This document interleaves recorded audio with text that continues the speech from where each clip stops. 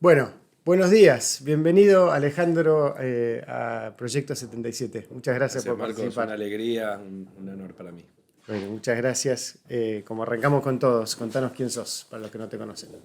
Bueno, soy Ale Abruj. Ser, ¿no? Que soy, por dónde uno empieza, ¿no? Hmm. Es diferente lo que uno hace de lo que uno es, ¿no? Totalmente. Soy rabino, soy padre, bueno, es un montón de cosas. Por eso uno tiene un montón de nombres, ¿no? Eh, por algo no sabemos el nombre de Dios porque no sabemos bien qué es, Hmm. ¿no? Y por eso le ponemos tantos nombres, porque puede ser un montón de cosas. Soy rabino de la comunidad Mihai, soy ahora vicepresidente de la Asamblea Rabínica Latinoamericana del Movimiento Conservador, fui el último presidente, ahora estoy como vice, que reúne a todos los rabinos del continente del Movimiento Conservador. Eh, estoy casado, tengo 4 hijos, 2 nietos, y soy una persona que me gustan los desafíos y que amo lo que hago. Creo que soy más o menos todo eso. Más o menos todo eso, está muy bien. ¿Y cómo arrancó tu camino hacia ser rabino? ¿Cómo fue, cómo es tu Mira, historia de vida? ¿Cómo es tu familia? ¿De dónde venís? a ver, yo vengo ¿Cómo de arrancó una, todo esto, toda esta yo vengo historia? de una familia de clase media tradicional argentina. Mi mamá ama de casa, mi papá taxista de toda la vida, de Villa Crespo, Clarín y Corrientes, Imperio. Una familia judía tradicional, no observante, no religiosa, no nada. En mi casa lo mínimo, las fiestas, el Año Nuevo, el Pesaj, listo, no había. Si hay algo si nadie tenía una expectativa era de que iba a salir algún rabino de ahí, nada de eso. ¿Cuántos hermanos? Una hermana más chica. Clase media tradicional. Y me gustaba cantar, siempre me gustó cantar. No sé lo que es un do, pero canto. Y cuando hice mi bar mitzvah, ya hace 1000 años atrás, en una sinagoga chiquita de mi barrio, bueno, la persona con la que lo hice no era rabino, pero un tipo increíble en su liderazgo, en su carisma. Me dijo, vení, quédate conmigo, cantá conmigo la semana que viene también. Y ahí empecé a cantar, nada, me gustaba cantar, había un micrófono, cantaba, nada. Los viernes a la noche. Y, y, y básicamente empezó con la música. Es un instrumento que me acompañó toda la vida, mi carrera rabínica, la música y la espiritualidad van de la mano, ¿no es cierto? Creo que inspirarse uno, inspirar a otros a través de una melodía supera cualquier idioma incluso. No importa Ujú. que sepas hebreo, inglés o cualquier. No importa el idioma, escuchás una canción y te pasan cosas. Ahora, si después te sentás y estudias la letra de la canción, bueno, ya la canción la entendés distinto. Claro. Y después sí, buscas adentro de la letra qué significa para vos esa letra, entonces ya la melodía que escuchaste alguna vez ya es distinta. Entonces uno sí puede ir metiendo dentro de la música de una manera diferente. Lo mismo me pasó también con la pasión por el estudio de las fuentes y todo este mundo, ¿no? Y cuando tenía 17 años, 18 años, alguien me escuchó cantar y me dijo si quería ir a oficiar las altas fiestas en un templo, o sea, todo yo, ¿no es cierto? Era como 17 años, una negligencia absoluta, ¿no? Mía y especialmente de esta gente. ¿Ya te imaginabas que por dónde podías seguir el A camino? ver, yo me imaginé que estaban llamando al gran rabino de Villa Crespo. No, no tenían los fondos para contratar ni un rabino, ni un seminarista, ni un estudiante, y llamaron a un chico que más o menos cantaba, nada. Claro. Me enteré después de mucho tiempo eso. Pero hay un concepto en el judaísmo que se llama chutzpah. Es difícil de traducirlo. La chutzpah es esa, ¿viste? Es dar el paso adelante y hacerlo, más allá sacarse la vergüenza de encima, sacarse los prejuicios, va a haber obstáculos, va a haber problemas, bueno, hay que hacerlo, vas. Es algo muy, muy judío eso, ¿no? De ir, hay que hacerlo, se hace, ¿no? Eh, y, y fui y empecé y era un templo súper chiquito en un barrio muy humilde, en el barrio de Mataderos, eh, que había tenido una escuela que había cerrado. El barrio de Mataderos había sido un barrio con mucha población judía en la década del 50, llegó a tener 2 escuelas, 5 sinagogas, y ya para cuando yo fui en la década del 90, estamos hablando, ya había cerrado todo, ya la población judía había migrado hacia Flores, después migró hacia otros barrios, ¿no? Hacia Palermo y siguió migrando ahora a Belgrano, a Nordelta, qué sé yo, va haciendo todo un recorrido, ¿no? Y muchos van creciendo económicamente, se van posicionando, etcétera, y muchos que no, y hay barrios que permanecieron también como obviamente como la sociedad argentina y la sociedad capitalina, que permanecen en los márgenes, y había comunidad que había permanecido ahí, que se habían cerrado sus instituciones. Estuve como 13 años en Mataderos. Hicimos un trabajo muy lindo, muy chico. Pero ¿cómo fue desde ese primer día que te llaman a cantar a asumir una responsabilidad así? ¿Tenés que estudiar? ¿Tenés que prepararte? Bueno, me negaba a ser rabino. Yo sí. Lo que no quería no quería ser rabino. Sí. O sea, viene alguien y te dice, che, lo tuyo es esto y acá tenés un... Me gustaba cantar, me gustaba liderar, me gustaba hacer cosas, me gustaba trabajábamos mucho en lo social, hicimos grandes proyectos sociales. Me gustaba hablar con los chicos y traer familias y gente. Pero es verdad, no tenía contenido, te voy a decir la verdad. Cuando empecé leía cuentitos de Bucay o he leído capítulos del Principito porque no tenía lo que decir. Sí.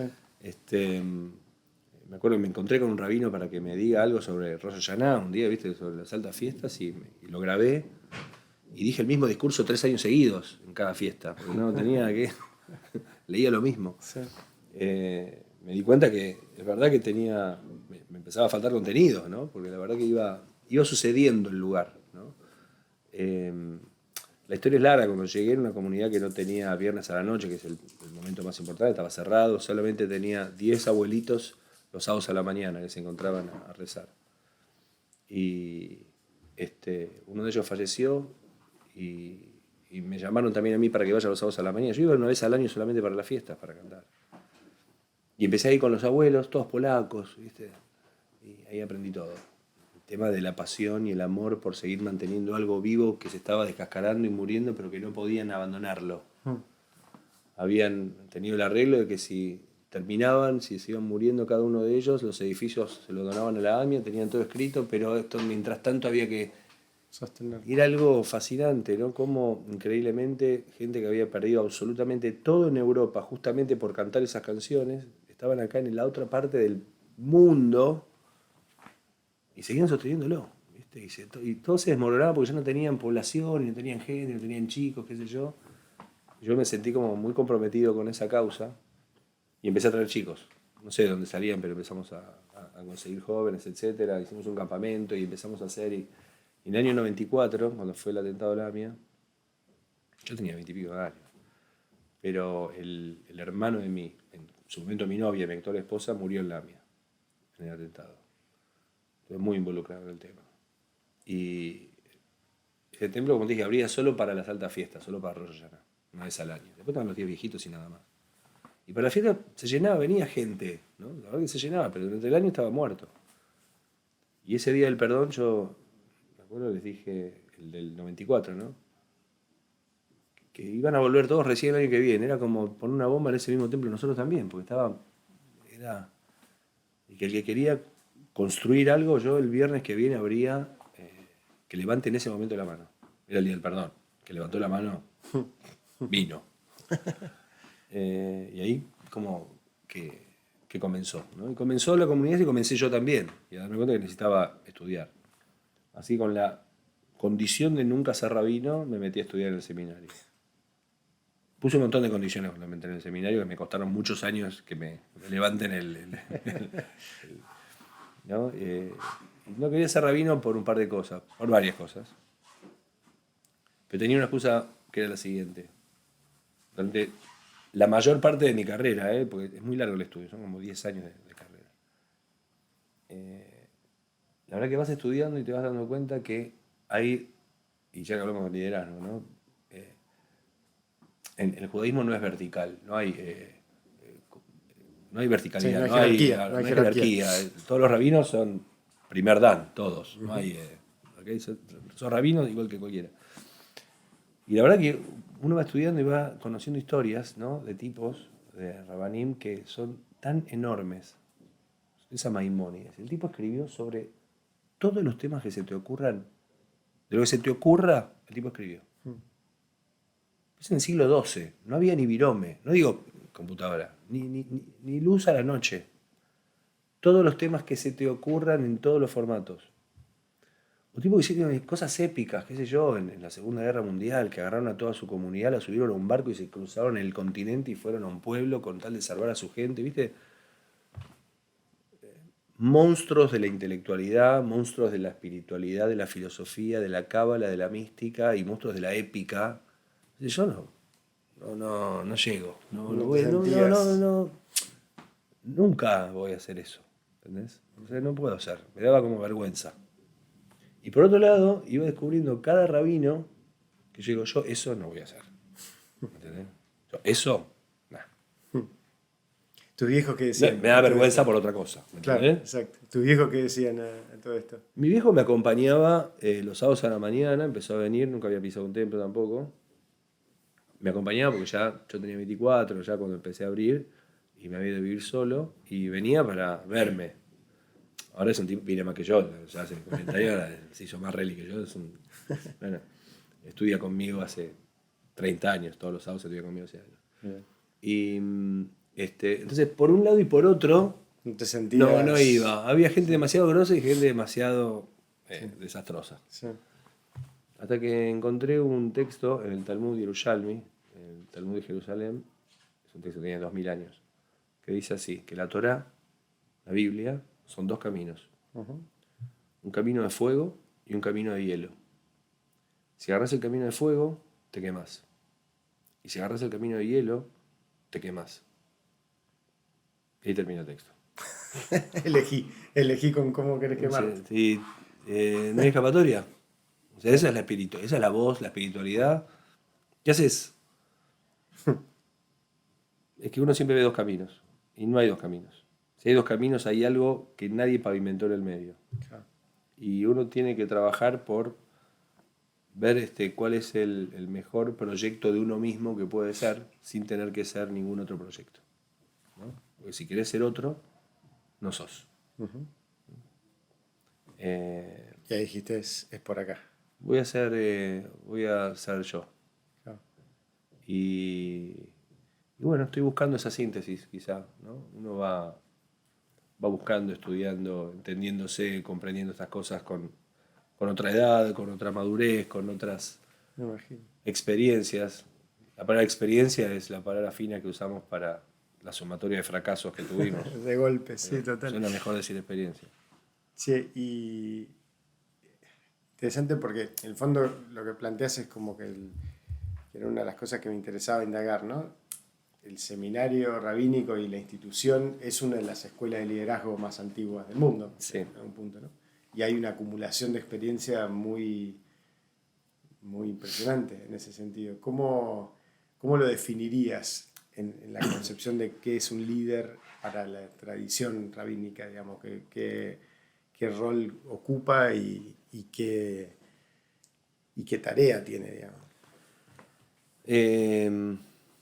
Ya que estás al seminario también, es interesante qué tipo de institución es el seminario. Es una institución de formación y estudio. Y es, para mí, sin duda, la característica central que trae el judaísmo para el liderazgo. El estudio, la formación y la educación. Porque, si te fijas, el máximo líder del pueblo judío es Moisés, sin dudas, ¿no? Abraham, son todos fundadores, padres fundadores, pero el líder, ¿no? el liberador, el que se enfrenta al poder político, el que va contra el establishment con el faraón, cosas completamente actuales, el que rompe los ídolos de la época, el que quiebra la idea de que las personas en el lugar que están tienen que permanecer, ¿no? Hombres de plata y hombres de... No sé, gente que nació para liderar y gente que nació para ser esclava, que duró hasta hace media hora en el mundo y que en algunos formatos permanece y porque nos cuesta. El tipo rompe con todo, ¿no es cierto? Y los esclavos pueden ser libres y la epopeya de cruzar todo un desierto y subir al cielo y recibir y hablar con Dios. El tipo es el líder. Y es muy interesante el título que él tiene en nuestra tradición. No es Moshe el rey, no es Moshe el presidente, no es Moshe el justo, el fenómeno, el crack, el líder. Nosotros lo llamamos Moshe Rabbeinu, Moshe nuestro maestro. El título que tiene es muy interesante, es un maestro. que ver con la educación. Ujú. Ahora, también es interesante que el tema del líder y la educación es quién es el verdadero sabio y de dónde uno se nutre y aprende para liderar. Y es muy distinto de lo que entiende la filosofía griega. Mira, Sócrates decía que la madre de Sócrates era partera. Y él decía que él había heredado esa virtud de su madre, que la madre traía la vida a las personas y él le daba vida a sus alumnos espiritualmente a través del estudio, ¿no? Donde el maestro es el que le da vida al alumno. En el judaísmo es justo al revés. Al alumno se lo llama Talmid Jajam, a un estudiante se lo llama Talmid Jajam. Talmid quiere decir estudiante, Jajam sabio. O sea, el sabio es el estudiante. O sea, vos no sos líder por cuántos discípulos tenés, sino por cuántos maestros tuviste. Es más, en hebreo la palabra partera, Yoledet, tiene las mismas letras que la palabra talmid, que es estudiante. Claro. Se escribe con las mismas palabras. O sea, la que hace nacer al líder es al revés. O sea, uno tiene que aprender de quienes lidera. Muy contemporáneo, ¿no? Una horizontalidad que hoy se está volviendo a poner. Claro, uno cree que el líder en su orgullo o en su ego cree que es el que tiene el poder y tiene que entender que lo gana y se construye a través de quien es. Ahora, hay de una con dimensión quienes entonces trabaja. de sabiduría, de aprendizaje y de donde entra el rol con la comunidad y la comunicación y ese rol de guía, de alguna manera. Luego, fíjate los títulos interesantes. Es muy distinto el mundo en el cristianismo, por ejemplo. Bueno, un rabino y un sacerdote lo suelen comparar y no tienen nada que ver. No tienen nada que ver.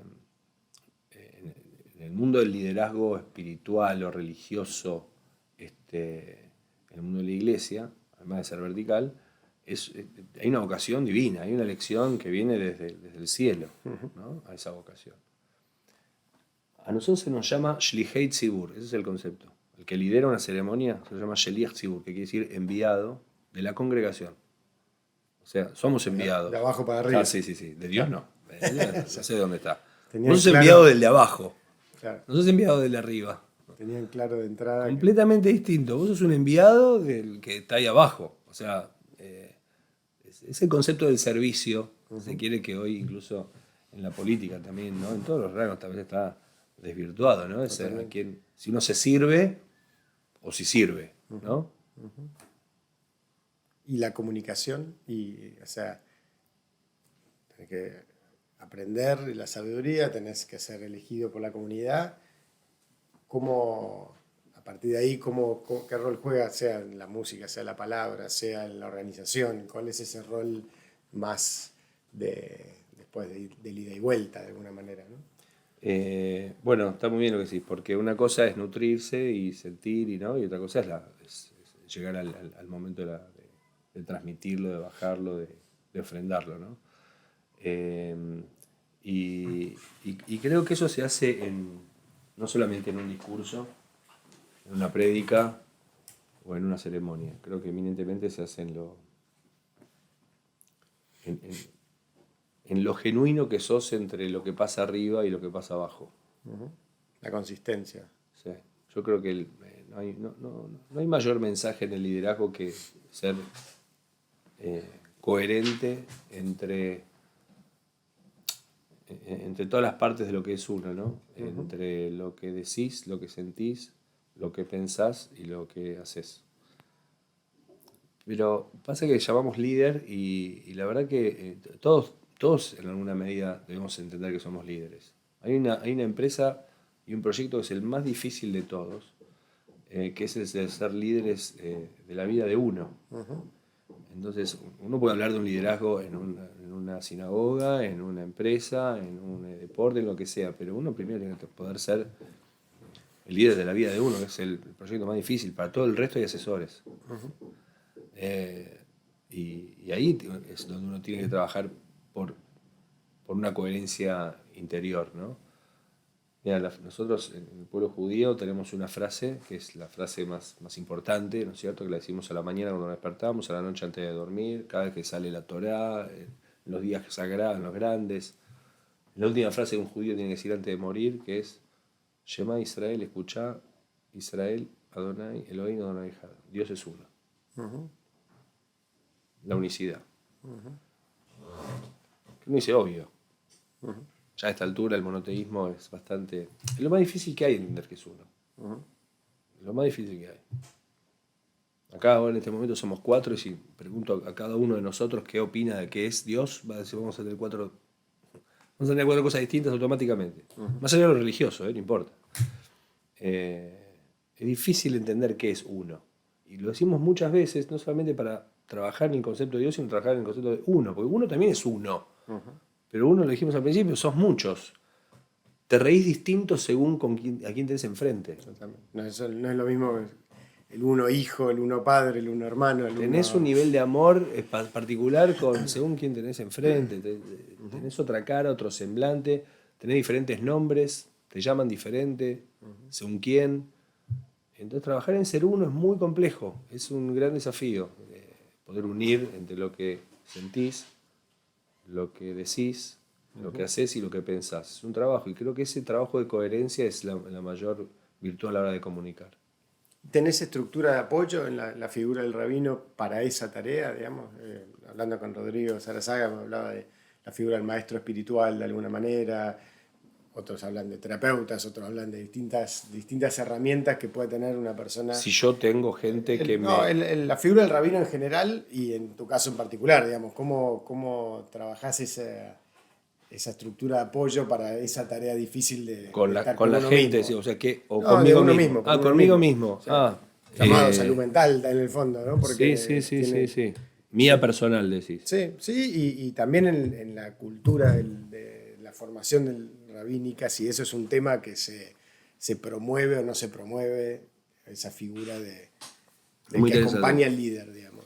La verdad que el liderazgo rabínico, entiendo que muchos liderazgos, puedo hablar del mío, ¿no? Es un lugar de mucha soledad, sin dudas. Ya que hablamos, ¿no? El prototipo del líder en Moisés es un tipo muy solo, muy abandonado por sus padres de chiquito. La pasa mal. Después él se va de la casa de sus padres, se va a 40 años, ¿no? En medio del desierto.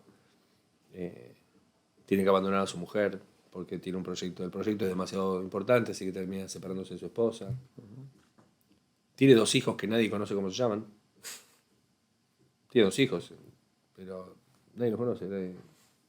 Sí, Gershon, Eleazar figuran, pero no desaparecen de la historia. O sea, no hay un... Ni siquiera estuvieron en el día de los 10 mandamientos, no tuvieron los hijos. No fueron. El tipo estaba trabajando. No, me imagino el psicólogo de los hijos. El momento más grosso de la historia del tipo, los pibes no estaban. Pero ¿cómo? Y bueno, me fui a laburar. ¿Viste? Es una foto maravillosa. Una soledad. Y se muere solo. Se muere solo en una montaña. Ni siquiera entra. Es dramático, ¿no? Dice, bueno, está con Dios. Bueno, está bien. Pero la figura del líder es una figura muy solitaria. Y en ese espíritu yo hay que trabajar por ver cómo ese rol que te empuja, ¿no? A veces a estar en ese lugar o de decisión o de pensamiento o de exposición en la soledad, me parece muy importante poder sentirse acompañado, asesorado. Yo hoy tengo, por ejemplo, un gran amigo y colega y rabino con el que hablo todas las semanas, una especie de caucheo espiritual que me hace muy bien. Es una amistad mutua, pero él es mi coach, somos amigos hace muchos años, pero la palabra coach está muy de moda, no sé. Sí, pues se entiende. Sí. Pero ese espacio para mí es muy importante y yo me he sabido armar un equipo de gente que me acompaña hace añares. El equipo que tengo, el central, hace 30 años, desde la época de Mataderos, atravesamos todos los siglos. Atravesamos otra comunidad hermosa, NSI, que fue una segunda comunidad que estuvimos 10 años. ¿Dónde era? Acá cerquita, en el mismo barrio, y que tiene una escuela también. Y hace 10 años que estamos acá en la Mijay, que es como una tercera etapa, como una síntesis de todo ese recorrido. Y con la misma gente. Y ¿Cómo se definen los plazos en una comunidad? O sea, ¿cuánto estás por un tiempo determinado y después, digamos, decidís vos? Lo vas sintiendo, digamos. Son búsquedas esenciales de la comunidad, del rap, ¿no? Hay veces que hay ciclos que se cierran, claro. Hay veces que hay ciclos que se cierran, que necesitan cerrarse para crecer, para madurar, para pensar otros proyectos que no los podés materializar en ese lugar, para estudiar. De un lado, por ejemplo, de Matadero, yo tenía que cerrar mi carrera rabínica y me fui 2 años a estudiar al exterior, ¿no es cierto? Ahí, el último año de la carrera es en Israel. Uh-huh. Yo me armé un viaje de estudio, me fui 1 año y medio, 2 años a estudiar para cerrar mi carrera y uno tiene que ir también ir desarrollándose, ¿no? Y buscando, y cada experiencia es distinta, ¿no? Y, como te decía, no es algo vertical en donde hay alguien que pone o saca, claro, no, es algo completamente, es una búsqueda. Comunidad sin saber cuánto tiempo vas a estar. ¿A priori o hay un plazo? No, nada. Vení, arrancá y, sí, arrancar y vamos viendo. Y empezar. Y cualquiera de las dos partes puede decir, hasta acá llegamos, sí, y cambiamos. Sí, y el equipo sí te acompañó en las 3 etapas. El equipo me acompañó, eso es muy raro, sí. ¿Qué significa? Pero yo donde fui dije, voy con mis manos derechas. Tu cuerpo técnico, digamos, vas con el mismo cuerpo técnico. Y la verdad que nos acompañamos y somos una gran familia hace muchos años. ¿Cuánta gente es ese equipo? Entre 2 y 5. Uh-huh. Y todo ese equipo, y la sumo a mi esposa y la sumo a las esposas del equipo. Ya somos una gran familia. Sí. La verdad que nos transformamos en un equipo donde yo siento que por más que yo sea el rabino, no me muevo sin preguntar y sin consultar qué opinamos, qué hacemos, a dónde vamos. Uh-huh. ¿No? ¿Sentís que te da una estructura, digamos, de apoyo? De apoyo, total, sí. ¿Y en general los rabinos que conoces tienen esa misma lógica? No necesariamente. Yo tengo esa fortuna, pero también es una construcción, ¿no? Uh-huh. De generar equipo, de generar esa confianza, ese vínculo, esa relación. Y muchos que se fueron sumando en el último tiempo que empiezan a tomar este tipo de... Te lo voy a traducir de esta manera, y que tiene su pro y su contra, ¿no? Esta forma de entender el llevar adelante un proyecto, ¿no? Hay diferentes formas de liderar un proyecto. Uno es sentirse parte de un proyecto, ¿no? Que es muy, muy valedero y muy importante. Uh-huh. ¿No? Entonces lo desarrollás y lo llevas adelante. Y termina a las 5 de la tarde, a las 6 de la tarde, y te vas a tu casa y chao. Un laburo. Claro. Otra cosa es llevar la camiseta puesta del proyecto. Uh-huh. Que es algo ya, tenés la camiseta. Uh-huh. La llevas puesta la camiseta. ¿Ah? Así como llevas puesta la camiseta, te puedes sacar la camiseta. Otra cosa es tatuarte el escudo del proyecto acá, ¿no? Me acompaña hasta cuando voy a dormir, ¿no? Tatuarte. Y otra cosa es ser el proyecto. Esa es otra cosa. Cuando vos sentís que ya no hay mucha diferencia entre tu vida y lo que sos y lo que haces. Eso me costó tanto cuando me dijiste, ¿qué sos? Es de pelota esa respuesta. ¿Y esa última variante no te compromete la perspectiva a veces? Te dije, tiene su pro y su contra. Claro, porque cuanto más... Dije, eso es lo perfecto, es una forma que yo entendí y que me resulta así. Uh-huh. ¿No es cierto? Me cuesta mucho diferenciarme de lo que hago, de mi rol, de lo que soy, de mi cotidiano, de mi fin de semana, de mi vacación, de mi momento libre, entre comillas. Puedo decir que, al menos en mi caso, y he contagiado esta forma de pensar a mi equipo, uh-huh. Funciona. Digo, funciona, sucede, se genera. La verdad que a lo que ayer hemos hecho una cantidad de cosas maravillosas. Y a la vez sí, tiene un costo fuerte, ¿no es cierto? En el desgaste emocional, esto del compromiso este que decías, ¿no?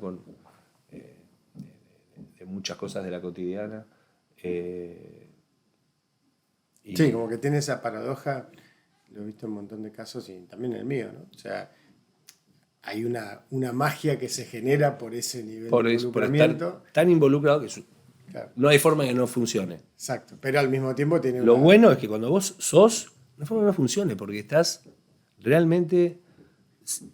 Si eso no sucede, entonces vos no sucedes. Ahora, el costo es enorme, es verdad. Y además, yo tengo la sensación, y No, charlando no es lo con mucha perfecto. gente, Estoy describiendo lo que... no, total, pero como está bueno entender esos pros y contras, porque para mí una de las cosas que se compromete es el sistema de alarmas, ¿no?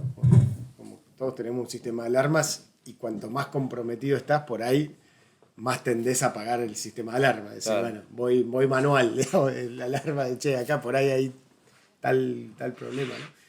Ese tema de perspectiva en sí mismo, ¿no? De tiempo y espacio, digamos, de estar plenamente, pero al mismo tiempo poder mirar, para mí es un gran Sí, desafío. es salirse un rato del sistema Sí. y mirar desde afuera. Es imprescindible.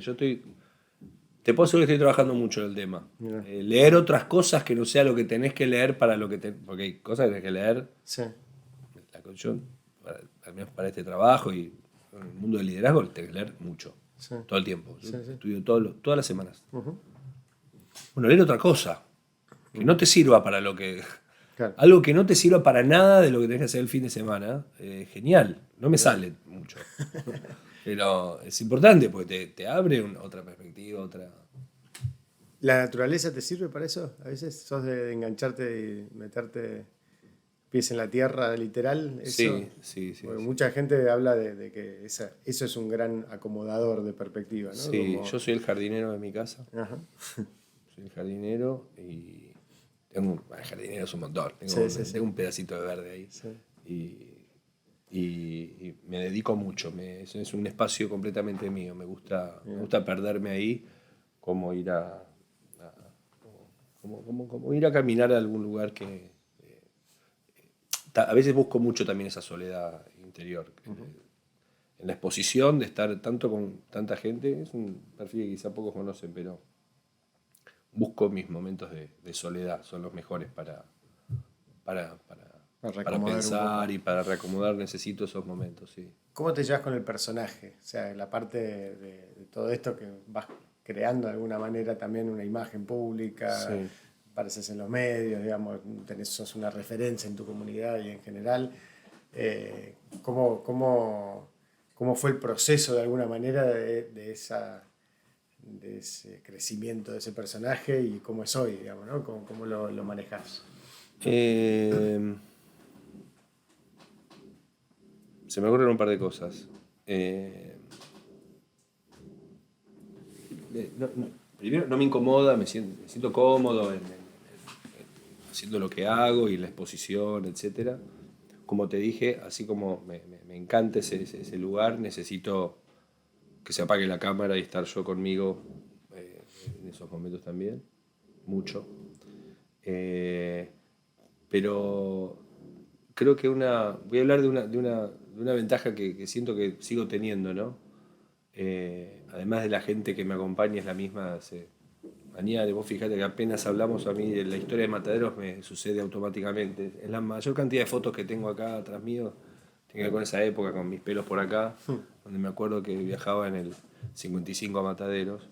Y yo muchas veces siento que no dejé nunca ese miniancito de los 10 abuelos. Vuelvo mucho ahí. ¿Entendés? La exposición, todo bien, pero no en el pensamiento, en la decisión, en el por qué, en el para qué, en la convicción de que las llamas, ¿viste? Se necesitan 10 y se fue uno y vos sos siempre el 10º hombre. O sea, no sé, pero se necesitan 10 personas para hacer una ceremonia. O sea, no existe el judaísmo en soledad. O sea, rezar solo podés, pero no puedes hacer las cosas más importantes, no se pueden hacer. O sea, para rezar, el cristianismo, vos podés, quizá en una iglesia vas y hay una persona sola rezando. Acá el templo, vos vas, está siempre vacío, siempre. Solamente los viernes o los sábados que hay 1000 personas, ahí la gente viene cuando hay gente. Lo sagrado es la comunidad. No existe ir a rezar solo al templo, no existe, no hay solo. Aparte no podés hacer las cosas más importantes. Entonces, vos sos, el mínimo es 10. Entonces vos sos siempre el décimo, ¿no?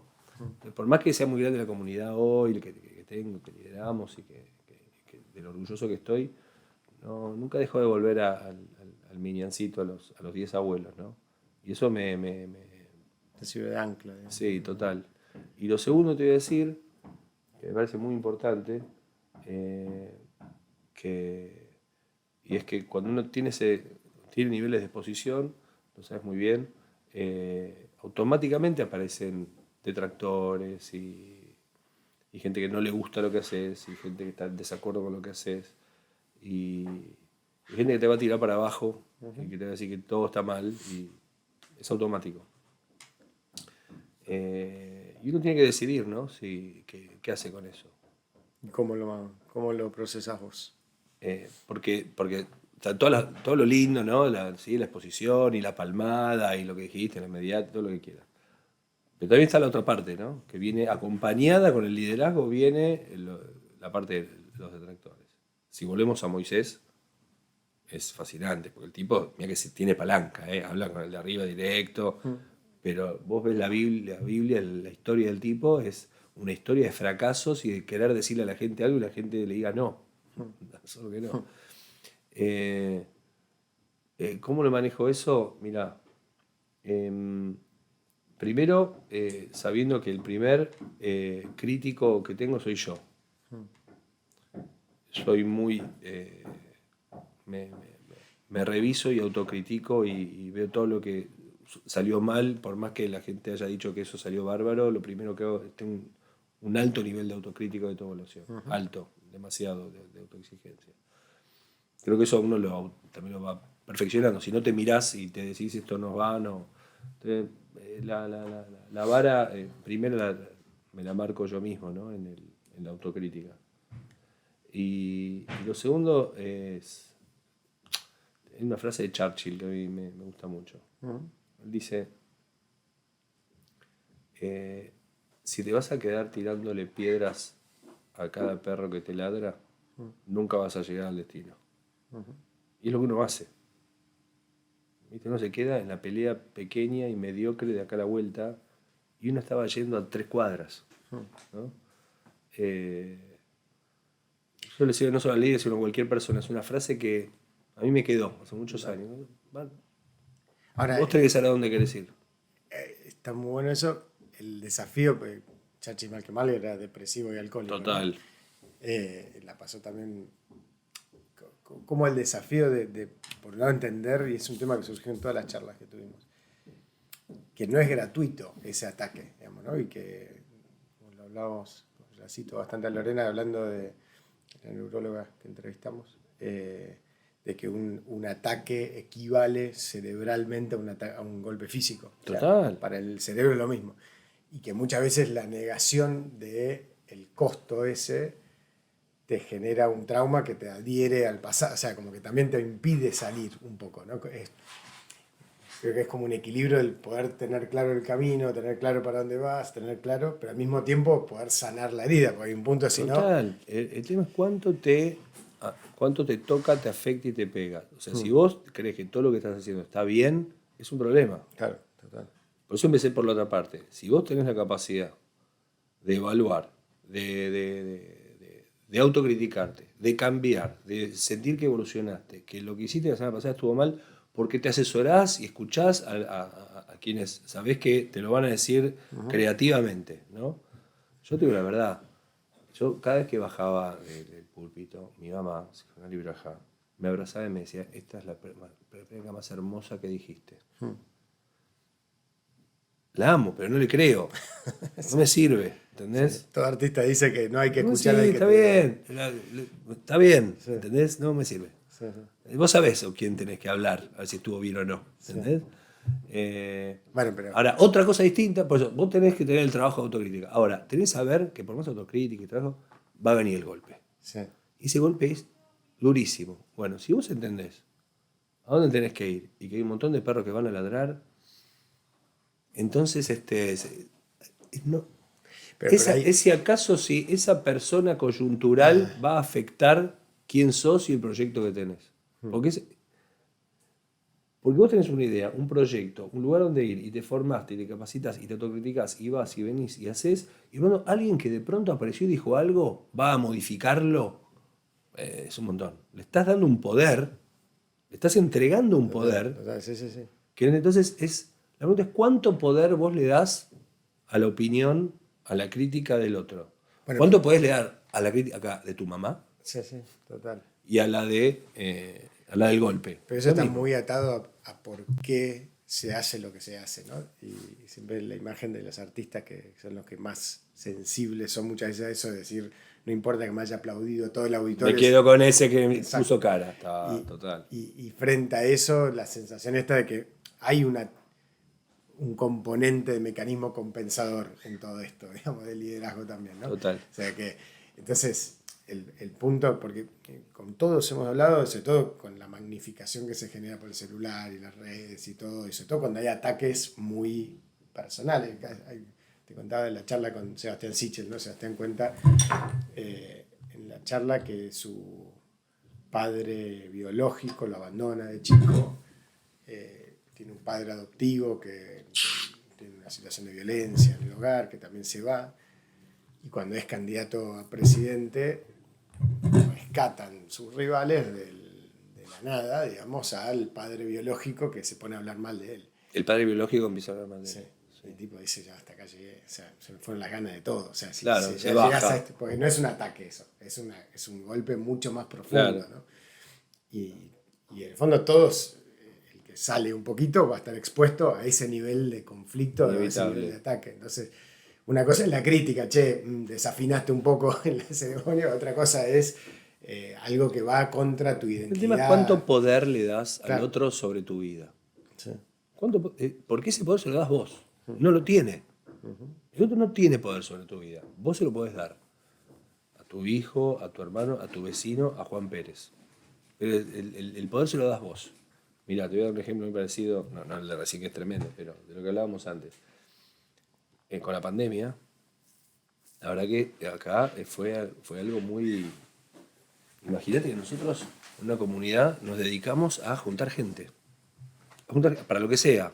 Para rezar, para estudiar, para cantar, para bailar recudín, para teatro, para acompañar gente que perdió a alguien, para celebrarle la fiesta de uno. Nosotros nos dedicamos a juntar gente.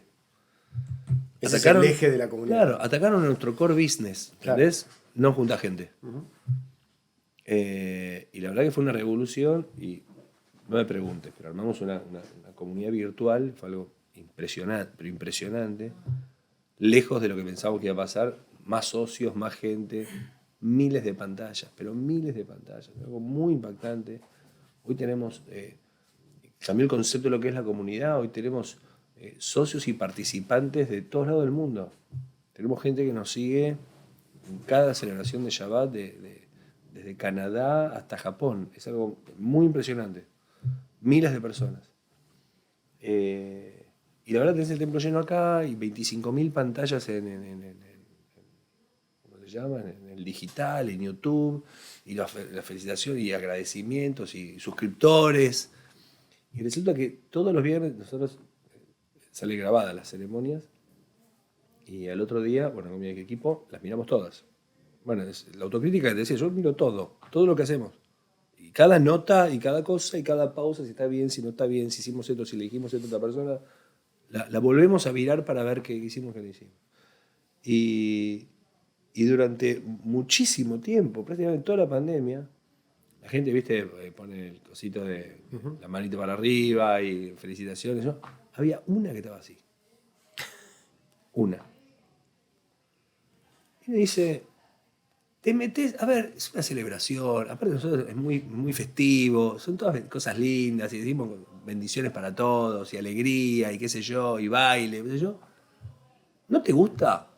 Apagá, que yo andá a otro lugar. Sí. Pero poner el coso. Empezamos a averiguar cómo saber quién es el que pone el coso. Porque, viste, con Google, y empezaron a hablar con Google, porque no puedes identificar quién te pone un cosito, el nombre. y buscamos de dónde viene, qué sé yo. El tiempo, las averiguaciones, la obsesión. Nunca nos enteramos. Mirá la ridiculez.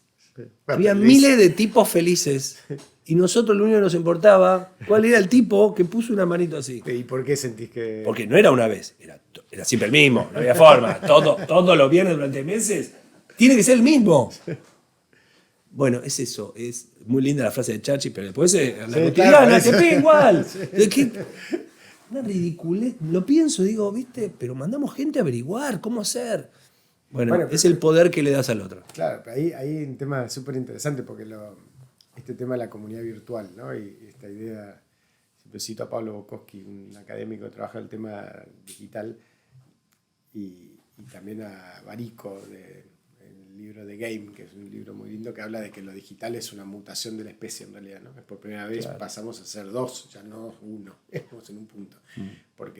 Y que los celulares son el portal a esa otra dimensión. Hacia otro mundo. Un poco la lógica de Matrix, en el fondo, ¿no? O sea, hay un poquito de eso. Es una interfaz que miramos.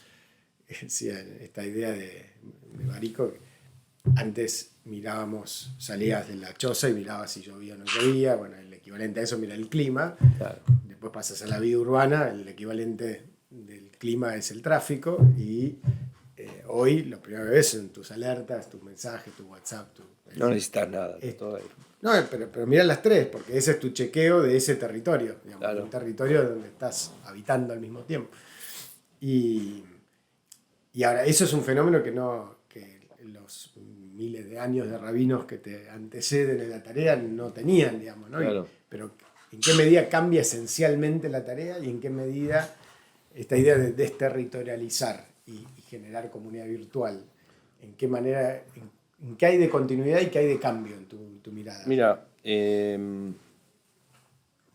utilizamos la tecnología y gracias a eso hemos llegado a gente que no tiene una comunidad, no tiene un rabino, gente que está hospitalizada y no puede ir a un lugar, gente mayor que no puede salir, gente en la distancia. Nosotros en hogares de ancianos es conmovedor. Vos ves, ponen la pantalla, ¿no es cierto? Y ves a todos los abuelos viendo la ceremonia, o gente que está acompañando a un ser querido, o gente que está en el interior y que no tiene posibilidad. O sea, eso ha ayudado de una manera fenomenal a llegar a lugares que nunca hubiésemos podido ayudar o llegar.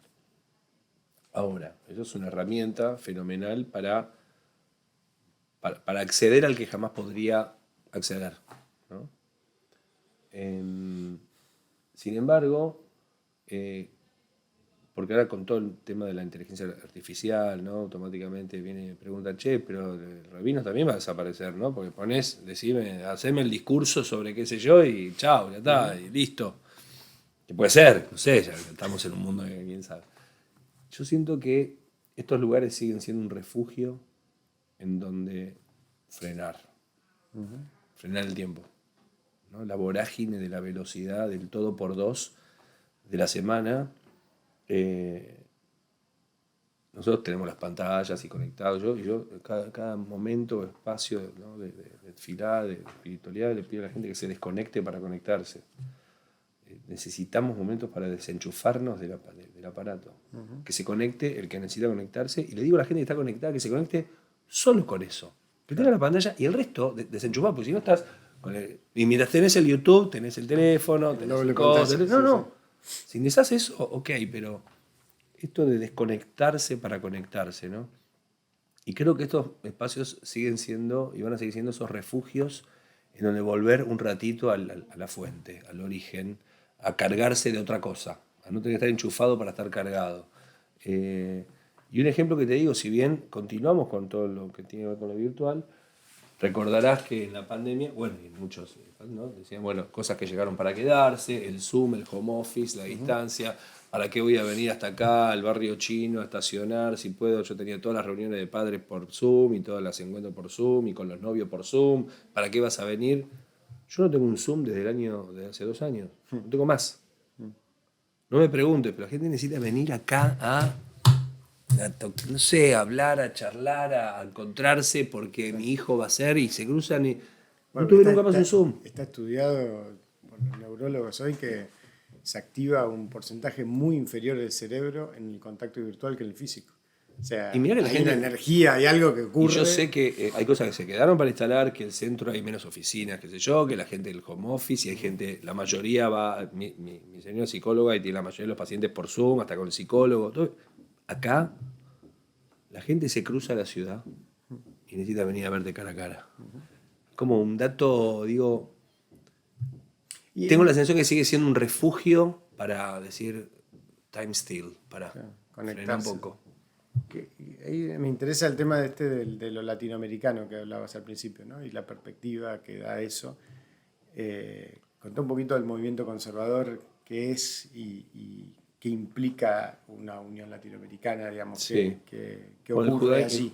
el judaísmo es muy diverso desde su origen. Y en esa diversidad fue habiendo varios movimientos a lo largo de su historia, ¿no es cierto? Por algo tenemos 3 patriarcas, no uno. Somos raros. Abraham, Isaac y Jacob. No tenemos un patriarca, tenemos 3. Cuando rezamos todas las mañanas al Dios de Abraham, al Dios de Isaac y al Dios de Jacob. Si es uno, debiera decir Sí. al Dios de Abraham, Isaac y Jacob. No, cada uno era el mismo, pero cada uno tenía otra cosa, evidentemente. Y Jacob, que es el que se llama Israel, tiene 12 hijos, las 12 tribus, ya arranca así. En la época del rey David, ya hay el reino del norte y el reino del sur. Había 2 países Israel en su época, en el tiempo bíblico. Siempre fue muy diverso. La obra más importante, ¿no es cierto?, de la enciclopedia de la sabiduría judía, que es la explicación de toda la Torá escrita, es el Talmud. Son 63 tratados. Hay 2 Talmud. Hay 2. Uno escrito en Jerusalén, otro en Babilonia. La diversidad judía es algo fenomenal. Te metes adentro del Talmud, son todos rabinos discutiendo. 2 rabinos, 3 problemas, 4 discusiones, 5 sinagogas. Es todo un mundo de discusiones y nadie llega a ningún acuerdo. Está bien, el debate es el corazón. Y así a lo largo de los siglos. Hasidim y Mitnagdim, Ashkenazim y Sefaradim, cabalistas y racionalistas. Y en este tiempo, en el último siglo, siglo y medio, hay nuevas corrientes en la parte religiosa, ¿no? El judaísmo, bueno, sería más largo, no es una religión, es importante. No es una religión como el cristianismo, el islam, que claramente son religiones porque se definen por la fe. El judaísmo se define, es una familia, es una nación. Se define por ser hijo de padres judíos. Y una familia es algo mucho más amplio que algo biológico. Adoptás un chico y es tu hijo, vos te casas con otra persona y es tu familia, y no tiene que ver con lo biológico la familia. Hay gente que puede ser parte de tu familia sin tener una cuestión biológica. De hecho, no es una raza ni una etnia, eso el nazismo quiso demostrar que era así, no, hay judíos negros, blancos, amarillos, alto, flaco, con nariz así, nariz asá, americanos, chinos, de todo tipo. Y hoy hay, digamos, 3 corrientes religiosas muy fuertes: la ortodoxia, el movimiento reformista y el movimiento conservador, al que pertenecemos, ¿no? Masorti. El primero de los movimientos, después a partir del iluminismo, estamos hablando del siglo XVIII, fin del siglo XVIII, es el reformista.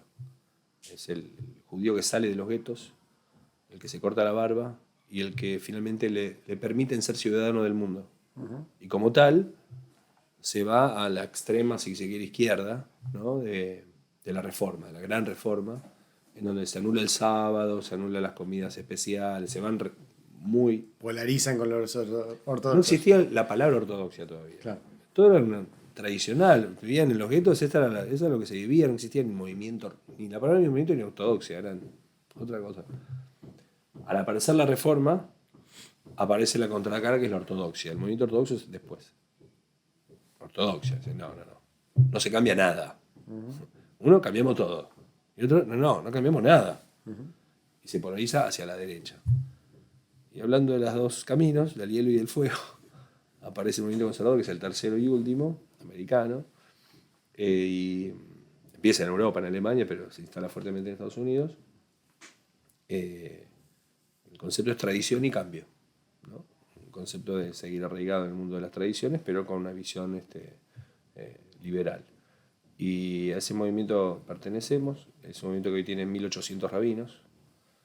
Y hay una asamblea de rabinos, de todos los rabinos del mundo, la mayoría en Estados Unidos. Y de lo que te conté, nosotros tenemos una rama, que es la latinoamericana, que nuclea cerca de 100 rabinos del movimiento conservador, ¿no? En toda Latinoamérica. Y de ahí yo formo parte de la directiva de la Asamblea de Rabinos de Latinoamérica. ¿Y eso qué implica? ¿Se juntan cada tanto, digamos? Tenemos un encuentro una vez por año. Muchos somos compañeros de estudios de años. Como todo, están nuestros maestros, como nosotros, hay alumnos nuestros, ¿no? Hay por lo menos 3 generaciones en esos encuentros. Y nos encontramos a estudiar, a charlar, a debatir, a fijar posiciones sobre lo que viene, sobre la inteligencia artificial, sobre qué sé yo. Todo el tiempo está en la pandemia, si se puede hacer esto, si podemos hacer lo otro, si se puede prender la cámara. Hay miles de debates continuamente hacia dónde va, ¿no es cierto?, el tema de lo difícil de sostener a veces visiones ideológicas en un mundo cada vez más apartado de la dimensión espiritual, y de pronto ver cómo empiezan a aparecer y florecer búsquedas espirituales nuevas, ¿no? Donde parecía que era el mundo del fin de las ideologías y de la globalización, y donde somos todos iguales, y de pronto hay algunas cáscaras que se empiezan a caer y dejamos de ser todos iguales, y renacen los nacionalismos y las religiones los discursos más extremos, no solamente en la política, sino en las religiones, empiezan a tomar un cuerpo que los movimientos liberales y democráticos empezamos a decir, ¿y dónde estamos nosotros? ¿No? Entonces, ese tipo de debates, estudio, etcétera, y compartimos un encuentro al año, y durante el año, bueno, ahora con lo virtual ayuda mucho, porque estamos muy distanciados por en todo el continente. Nos encontramos a estudiar también mensualmente, etcétera. Y eso es una tradición, la tradición de la red de rabinos, digamos, es una tradición que siempre existió en la tradición judaica, digamos. Obviamente la tecnología ayuda, imagino, claro, pero al mismo tiempo esa perspectiva más global, digamos, es algo que se trabaja mucho. Definitivamente sí, y es una de las cosas que más me asombra. Dice, bueno, la tecnología ayuda, y uno ve, pero ¿cómo era? Porque claro, hace media hora está esta tecnología. Exacto, ¿no? Sí. Siempre existió, y tengo que decir sí, porque el hasidismo, que nace en el 1700 en Europa del Este, se dispersó por toda Europa, un mundo de rabíes con la visión hasídica, y al día de hoy tenemos sus textos y su belleza y su música, y su profundidad espiritual, o el mundo todo el mundo cabalista, ¿no? Y que se ve que su centro era Tzfat, en Safed, en Israel, y de allí se dispersaba por el mundo, y sin WhatsApp, ¿cómo hacían? No tengo idea, pero sucedía, ¿no? Increíble. Es como Sí, es como...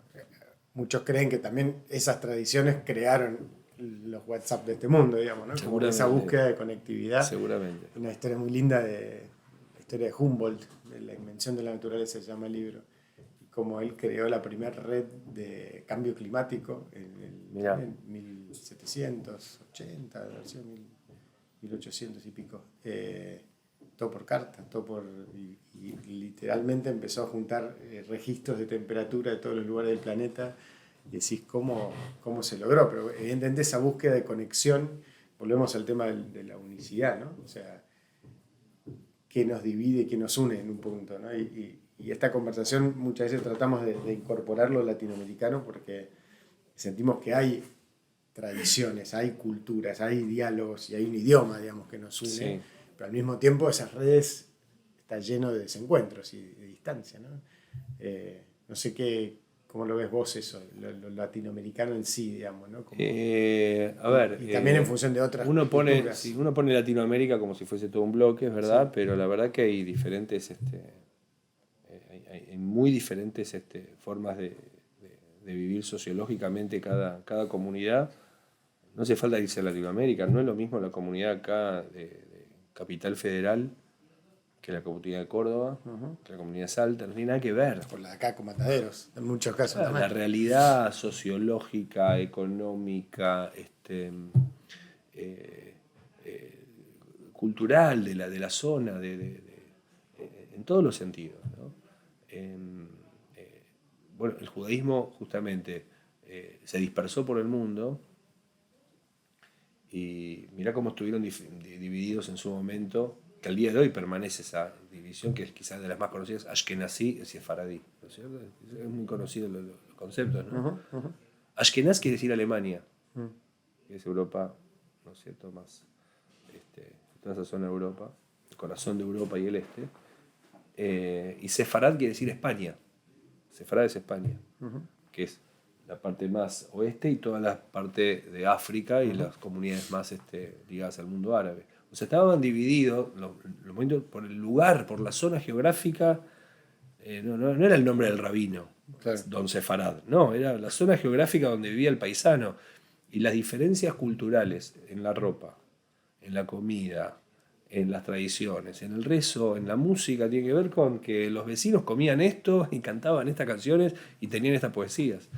Estás atravesado. Obviamente que tenemos los mismos textos y la misma raíz y los mismos padres, el mismo texto y somos la misma familia, pero un judío americano, un judío ruso, un judío de España y un judío de Mataderos, bueno, son culturalmente completamente diferentes, somos todos parte de la misma familia, ¿no es cierto? Pero eso fue haciendo también el judaísmo en su dispersión, ¿no? Claro. Recolectando el tesoro de cada lugar. Y si te fijas, Israel hoy, ¿no? Es la unión de todos los pueblos. Porque vos Israel, y no que son israelíes. En Israel viven los judíos rusos, los judíos argentinos, los judíos canadienses, los judíos americanos, los judíos de España. O sea, y cada uno trajo el bagaje cultural hermoso de cada lugar en donde vivió. Claro. Es la colección de todos los pueblos. Es siempre esta cosa de diversidad y unicidad al mismo tiempo, ¿no? Totalmente. Fragmentación y unidad. Sí. ¿Y qué rol juega en ese caso lo ancestral en tu mirada de la definición de uno mismo y de esa propia comunidad? Digamos, ¿qué peso en esa definición, digamos, de la identidad y del ser? ¿Qué querés decir llamarnos ancestral? Nuestros ancestros, digamos, de dónde vienen nuestros ancestros, sobre todo en un país inmigrante como el nuestro, digamos, ¿no? Pero, como bien decís, en Israel también es una misma, esa inmigración y ese movimiento que va acumulándose a través de las generaciones, digamos, ¿no? Sí. Somos el resultado de un montón de esperanzas y expectativas de nuestros abuelos y nuestros bisabuelos.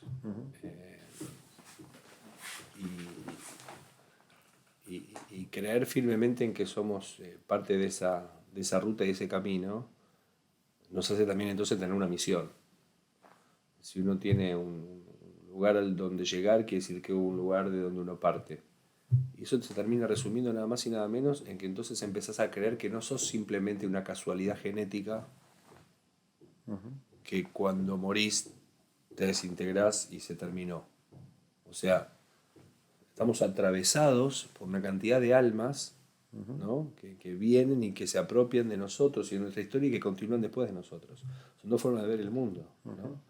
Si somos apenas una casualidad o si venimos con un propósito. Tener un sentido es tener una dirección y la dirección te atraviesa y viene de algún lugar. Entonces, un objetivo alto de uno para saber quién es buscarse en su historia, ¿no? Ver cuál es ese recorrido, qué es lo que uno viene a realizar de sueños de hace mucho, si te referías a ese. Sí. Y ver si, otra vez volvemos al maestro y al alumno, ¿no? Cómo uno vuelve a nacer cuando lega. Claro. No es que uno hace nacer a otro, sino otra vez, ¿no? Uno termina Ahora, eso naciendo cuando avanza en el otro. Claro, pero eso te lleva también a una discusión que te aparece mucho entre esa distinción fina entre mandato y propósito, ¿no? O sea, y el grado de libertad implícito en cada uno, ¿no? Para mucha gente eso es un dilema, para todos supongo que es un dilema, digamos, cuánto es que lo tenés que hacer porque tus padres, tus abuelos, tus bisabuelos están esperando que lo hagas y cuánto es porque realmente lo que elegís es libertad. Sí. A ver, siempre sos libre de elegir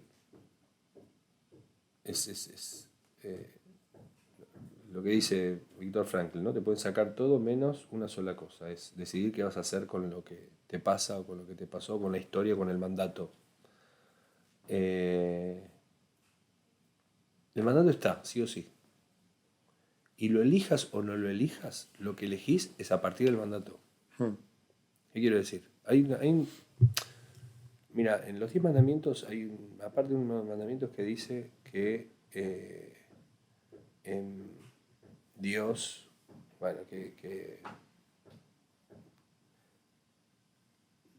no me gusta la palabra castigo, ¿no? Pero que traspasa, ¿no? el error, la transgresión de los padres a los hijos, a los nietos y a la cuarta generación. Es tremendo, porque dice, ¿qué tengo que ver yo? El tipo, si mi abuelo hizo, qué sé yo, qué macana, si mi padre fue lo que fue, ¿yo qué tengo que ver?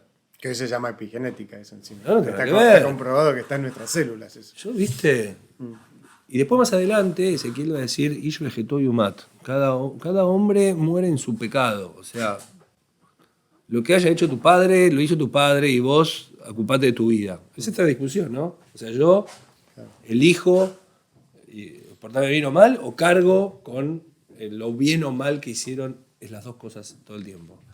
Porque vos podés Hielo tener... y fuego, de vuelta. Es las dos cosas, porque vos podés tener padres maravillosos y geniales que querés seguir su recorrido, ¿no? Y querés tomar ese recorrido y seguirlo. O podés tener padres que hayan sido un desastre y tremendo y venir de una familia tremendamente disfuncional y con dramas de infancia. Y vos a partir de eso, por ejemplo, podés tomar la decisión de decir, bueno, nací en este contexto, me pasó esto en la vida y obvio, soy así. O podés decir, no, como yo viví esa vida y sé lo que es, voy a ser así. Y cortás. Ahora, tomes la decisión que tomes, es por el mandato. Claro. O sea, sigas siendo igual o seas completamente distinto, La referencia es esa. Claro. es por eso. Y si no tuviste padres, son ausentes, ni buenos ni malos, también. O sea, Sí. o sea, hayas tenido una infancia buena, hayas tenido una infancia mala o de absoluta ausencia, tu vida va a estar innegablemente marcada por eso, pero vos vas a decidir. Entonces, ¿es la decisión o es el mandato? Sí, las dos. Las dos. Ahora, para cualquiera de las dos necesitas un nivel de autoconocimiento también. Porque el problema, para mí uno de los desafíos hoy es que parte del mandato, sobre todo de nuestra generación respecto a nuestros padres, es que el hacer te definía en un punto. Y entonces, bueno, correr detrás de esa pelota y disociate un poquito de tu persona. Claro. Y terminás generando liderazgos que se vuelven desconectados de sí mismo y entonces del propósito, de la comunidad, de todo, ¿no? No sé, tengo la sensación que entender eso, que por ahí nunca lo terminás de entender, pero por lo menos bucear un poco en eso, de dónde venís, qué es lo que pasó, qué es lo que no pasó, por qué estás haciendo lo que haces, te agrega, te aumenta la capacidad de hacer un liderazgo positivo, ¿no? Es que uno muchas veces piensa que uno es las cosas que les pasan. Yo me encuentro con gente que viene acá y me dice, yo soy el que quebré la empresa. O ya a mí se me murió mi pareja o mi hijo. ¿No? Uno se presenta por las cosas que le pasan en la vida. Yo soy esto. Y uno no es lo que le pasa. Uno es lo que hace con lo que le pasa. Totalmente. Lo que pasó, sucedió y es verdad. Eso no sé. Ahora vos no sos ninguna de esas cosas. No sos ni la enfermedad, ni la pérdida, ni el problema, ni la quiebra, ni el mandato, ni los padres. No sos nada de eso. Vos sos lo que haces con eso. Totalmente. Totalmente. Sí. Bueno, pero ahí por eso está bueno porque creo que parte de la búsqueda, una cosa súper interesante que cuando hablabas de la horizontalidad, una cosa que está apareciendo en todas las disciplinas con las que vamos hablando, y bueno, lo ves en la vida, ¿no? Que se está rompiendo también la verticalidad en un punto, ¿no? Muchos que cuentan cuando sea un cineasta, un cocinero, una persona de una empresa, lo que sea, nos formamos de chicos en un esquema de laburo 18 horas por día y de bancártela porque tenés 30 años por delante para hacer una carrera exitosa y ser como...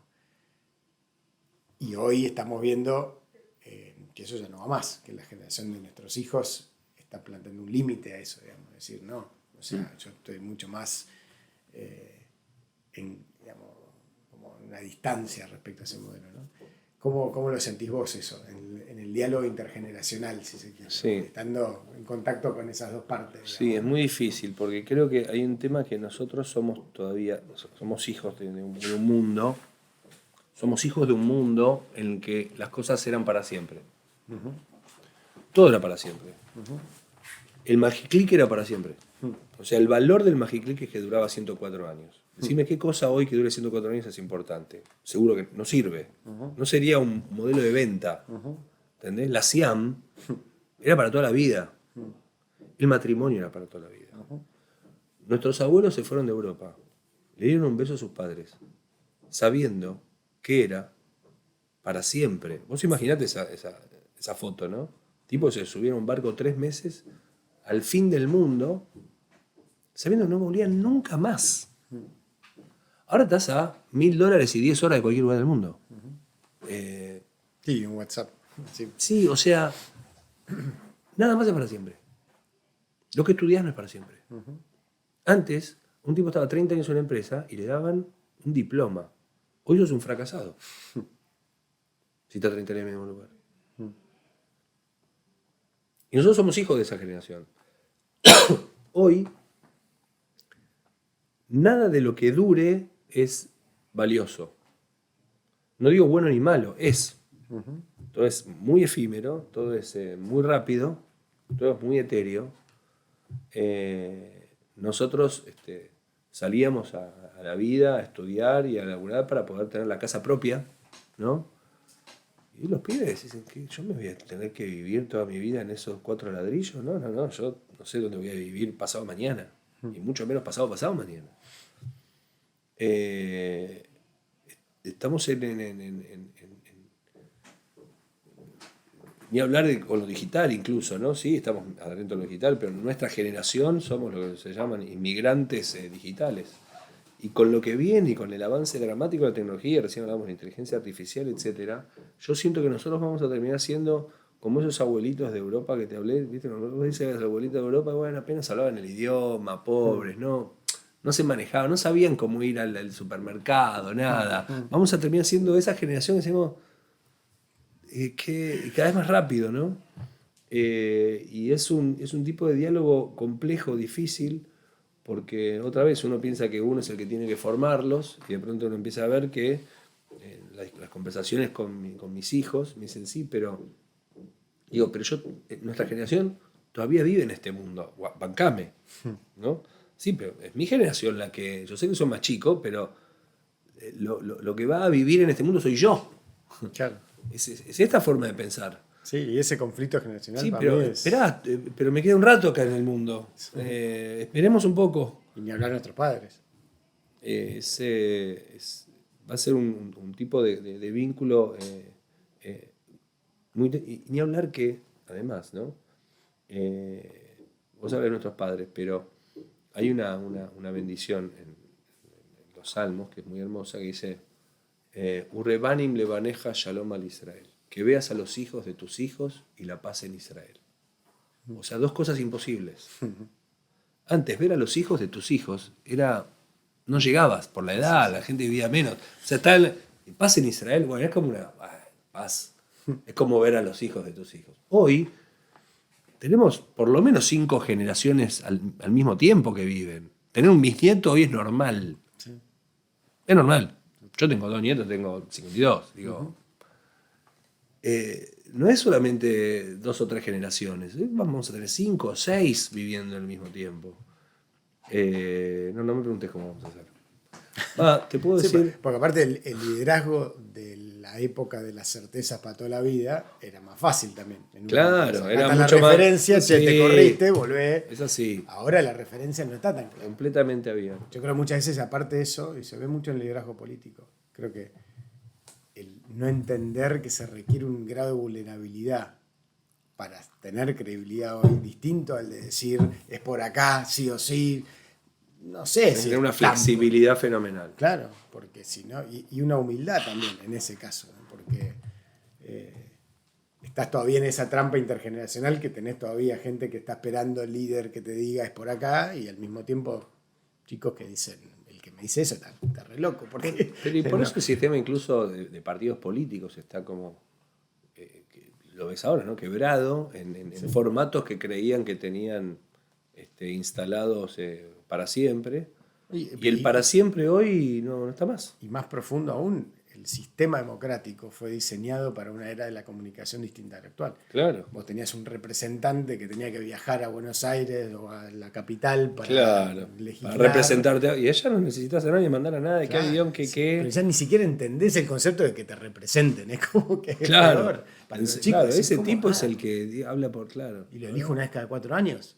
Y tengo que ir un domingo a poner un papel. Sí, por eso. Esa brecha todo que no. es dramática, porque hay un...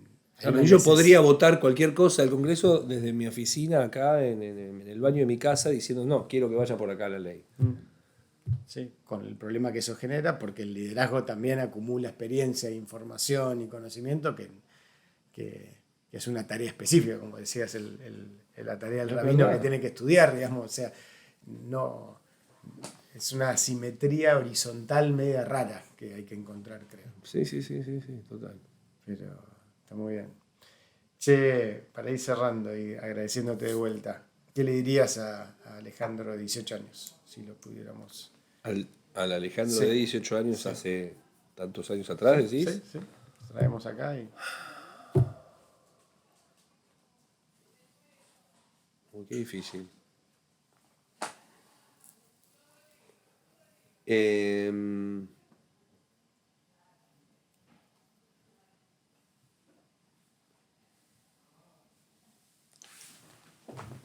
una buena pregunta. ¿Cómo verás? Que la llama es la correcta. Que no se queme. Que aprenda más rápido de las veces que te quemas. Que trate de aprender más rápido. Que no sea tan obsesivo en creer que tiene la razón, incluso cuando sepa que la llama es la correcta. En poder callarse más y escuchar más. En saber aprovechar los silencios. En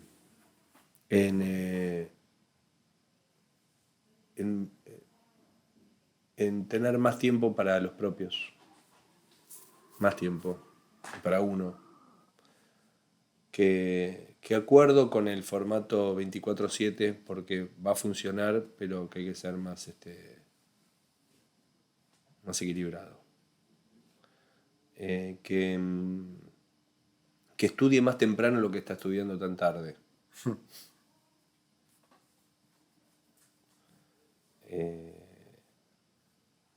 Eso.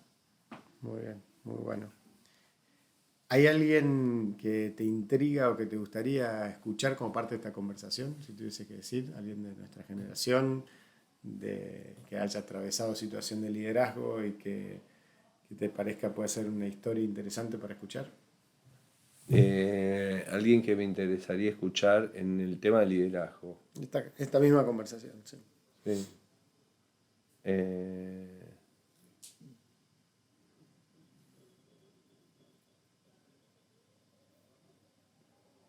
Es difícil, porque la verdad están... el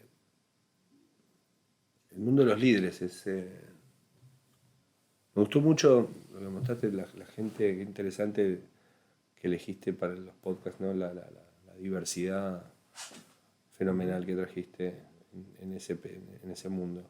Uno habla de liderazgo y enseguida lo asocia con quizá política, ¿no? Y como no hay alguien con quien uno fácilmente tenga ganas de charlar, cuesta, ¿no? Incluso, bueno, me voy afuera, y es un mundo medio que, digo, como dijiste, nuestra generación, Está tan descreído. Ahí sí formamos parte de la generación nueva, ¿no? Del descreimiento y de la falta de referentes.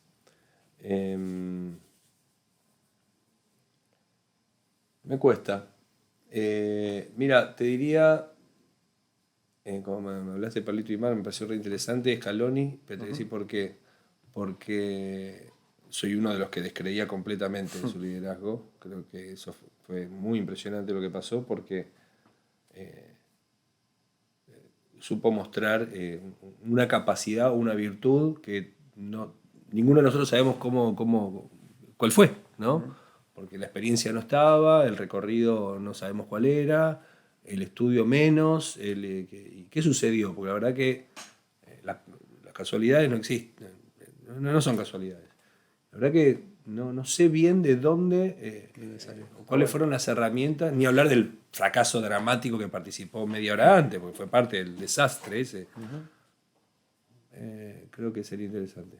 Está buenísimo. Muchas gracias. Mi amigo, a vos.